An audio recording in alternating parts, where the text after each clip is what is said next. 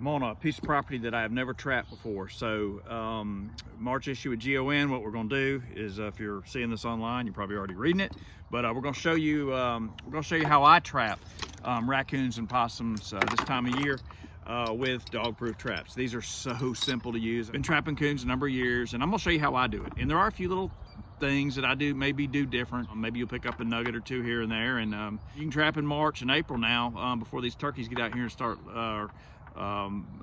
making their nests, laying these eggs and all. So kill some of these critters that like to raid nests. So brand new piece of property, like I said, never been here, never trapped here. And there's 2 creek crossings, and I'm basically going to be in like deer hunting mode here, right? I'm going scouting, and so I'm scouting for coons today.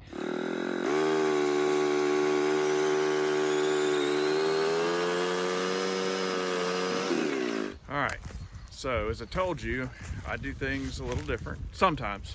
A lot of times that 4-wheeler you saw behind me, and I will trap on that 4-wheeler or my pickup truck, and I mean I'm riding by every trap. So, but here recently, just as the way it's worked out is I've been on some properties to where I've had to actually get out and scout, like I said, scout for deer. On this property, like I said, I've never trapped on this property before, so I spent about an hour on Google Earth last night and saw that there were really only 2 places. There's a main creek run that runs right down through the property. I mean, looks good for coons.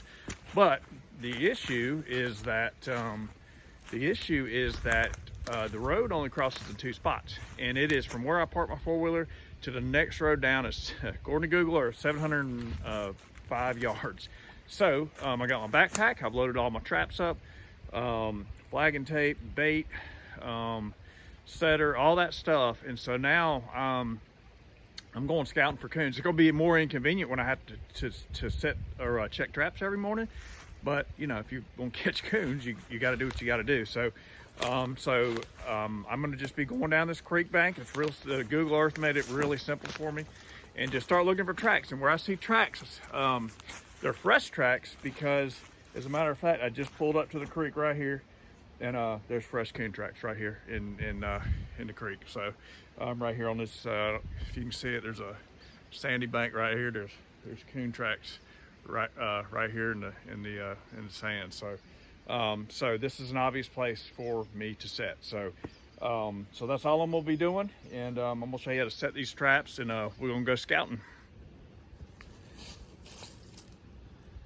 Okay, so right above where that where we found those coon tracks just a second ago, I'm gonna go ahead. This is the first trap I've set today. You can't see a whole lot around me, but I'll try to walk you through it. I'm gonna show you this one time because it's literally that easy. There's no magic in setting them, but there is magic in the DPs for sure. So here's the deal. This was the DP that I showed you earlier. This is not sprung yet or set yet. A lot of different ways you can do this. I used to hammer rebar in the ground but after losing a couple of DPs over the years that way from coons that escaped, I don't do that anymore. So there's guys use chains and all that. I don't like chains because they're just so heavy and bulky to carry around. So they'll chain them to a tree, which works. I mean, coon can't get off of that. But that's just not my preferred way to do that. So here's what I use. This is very simple. This is coated steel cable that I use actually shark fishing in the summer. We've caught really big sharks on this. So this and it's steel cable. Coon, I've never lost a coon. I've caught hundreds of coons on this exact setup right here. Your leader or your length, this one's about 7-8 feet long. I generally like to make them 6 to 8 feet. So you're gonna need a crimping tool and crimps and all that kind of stuff. So I'll run it around a tree and just run my DP right through it and cinch it up. So simple enough. This is a tree that I picked right here above where I saw the tracks. I can see them right where I'm at. I'm gonna cinch it up, and you can't really tell in the video, but there's nothing really around this tree, which is what I like, because I don't want that coon to be able to get any leverage on anything else and pull free. I've lost some coons who've actually climbed up on a tree before and wrapped around a limb and pulled themselves off. So I like it kind of open around there. So I'm gonna pull this around the tree, and I'm gonna cinch it up, and it's cinched up. Now here's the easy part I was telling you about. this is something that you need to buy. This is called a setting tool. Get 3 of them because you're gonna lose this one, right? If you get in a bind, you can also use a screwdriver to set. So, and you can Google, if this doesn't make sense on the video, you can Google this. There's 1,000 videos probably on how to do this. So take it, it's just 2 prongs, right? And you run it right in between your trigger there, in the trap, just like that, okay? You run it down and there's a bar down there. And again, it's hard to see if you can see, and it's in there, wedged in there, right? So all you're gonna do is, it's just a leverage thing. Push down, you saw that trigger go down, there's a little notch down there, and it fits right in.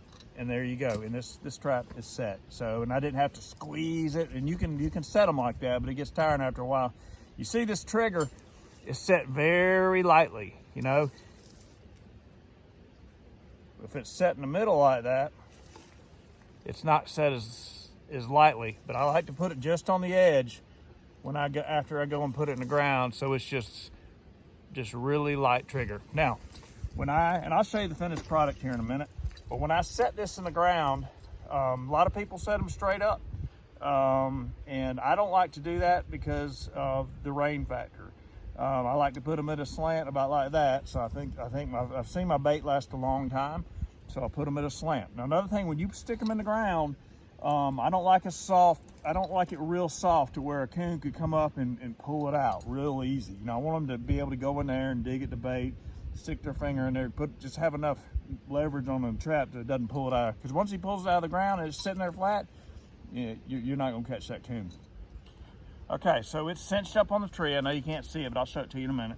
I've got all this chain and cable, okay? Now there's one thing I'm gonna do. I'm not just gonna leave that laying around, because a deer will come by, a raccoon will come by, whatever, and could trip over that and pull that straight out of the ground, and then again, you're out of the game for that night. So I put everything neatly against the tree, and I'll even get some sticks, some brush, and I'll put on top of that chain so it keeps it on the ground.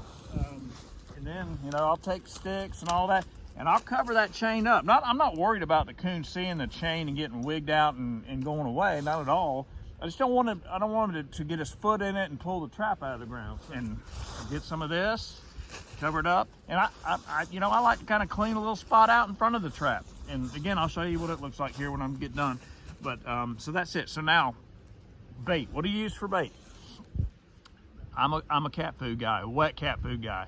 And I like the meaty bites, or the strings and meat in there, because I feel like they have to get in there and dig a little bit more. So I generally get, it depends, either 3 or 4 traps set out of 1 can of cat food. So it goes a long way. You don't need a whole lot. And so I'm gonna go ahead and bait it up. I'm gonna put it in there to where I can, it just covers the trigger up in there.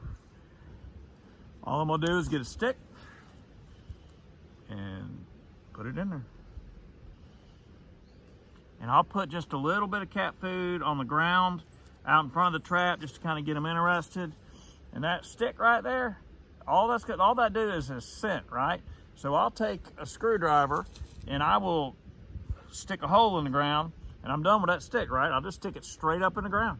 You know what? That wind comes along, and you know what? He may not smell it in that trap from over there 40 yards away, but that scent may hit that stick and pull him in. Because once you get him in the area, he'll lock in on that trap. So there's another thing that I do. And again, the idea is to draw critters to you. And you're in a creek bottom. This thing's 100 yards wide, and the idea is to get them here. Once they get in a certain little range, they may smell that trap and go to it. So here's what I do. I take paper towels, and I will hang this paper towel in a tree anywhere from 4 to 6, 7, 8 feet if I can get up that high. And I will hang this in a tree. You don't have to use paper towels. You can use toilet paper, cotton, whatever you want to use. And I've got a homemade bait that I make. It's not Powerade or grape flavored or anything like that. It's actually cut up bait fish, combination of that and some oil. And it is rank. It stinks really, really bad. And this is what I've used. I just take it to Walmart, cheapest blender I can find, and that's what this is for. And it is rank. And so I will I will hang that in a tree and take another big stick, dip it in here, and then dab it on the paper towel and hang it in a tree. The idea again is to get those critters that are on the fringes 100 yards. They're not coming in here tonight, but they may smell that and they may come in here. So once they come in here, your chances obviously go way up of trapping that coon for the night. So the last thing I do, especially when I'm on a backpack trap, is, man, flag and tape, because I'm telling you, it would not be, I'll probably, and who knows, right? But I'll probably set 15 to 20 traps. Once I'm done with this video, I'm gonna roll pretty quick and set some traps. But I'm probably gonna set 15 or 20, and I don't know about you, but when you get my age, I got to have them flagged, and I got to have them marked. And so I've got a GPS I'm carrying with me on this bottom here, and I'm gonna mark everything that I've got. So you definitely do not want to not, you got to legally check every trap within 24-hour period. So you got to check your traps, and you got to be responsible in that as well. So so I know my mind, you know, if I put 15, 20 traps out, I'm gonna need some help on paper or GPS just to know, to make sure I get back there. So I'm gonna finish this up, and then I'm gonna just walk you around the set and show you what it looks like, and then we'll get busy. All right, here's my finished product. You see the trap at an angle. There's my stick I use for my cat food. There's my stick that I use to put that nasty fish bait in the tree. I got it a little cleaned out. You see I got some sticks above the trap to get that cable down next to the dirt, and hopefully nothing will trip over it. I've dribbled a little of that fish gut juice there on the lid of the trap. You probably can't see, but I've got cat food in there just covering the trigger in there. Good clean spot. And as you'll see, as I told you, there's really nothing around there that coon can catch on. There is a little stick up there, but I don't think he can reach it with a cable. As I told you, I do mark my stuff. And there's my paper towel up in the tree. I got it wedged in there where it really can't blow away. And got the stuff dabbled on top of it there. And right there is the coon sign in the creek. And that is the finished product. So we will look forward to seeing that trap in the morning. I want to show you something real quick before I go up here and check this trap.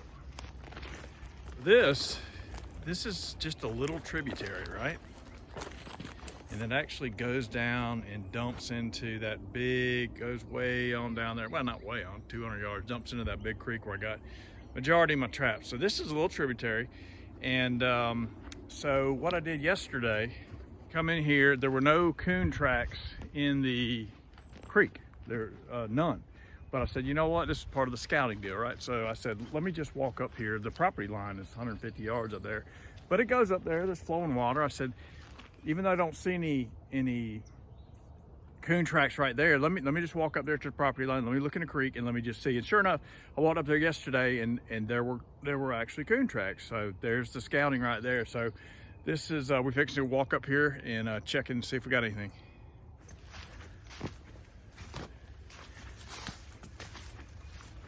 And again, I'm still scouting it. Got one. He's in the trap. Got one. Coon. Yes. This is where the scouting paid off right here, because I came up here. There's some sandy banks down there that you can look and see, and saw coon tracks. I said, well, I'm right here on the property line, not quite at it. I said, I'm gonna, you know, I didn't see that at the road, so it's a good thing I walked up here. It paid off with this coon right here. And there he is. The principle is very simple. He sticks his hand in the trap, grabs that trigger, and it catches him. And you'll see, pretty coon. You'll see. And here's my creek. In fact, I can see his. Came in here yesterday, and there's his tracks. And so that's what I did not see any tracks of the road again. So it's like, well, there's where scouting paid off. So, all right, awesome.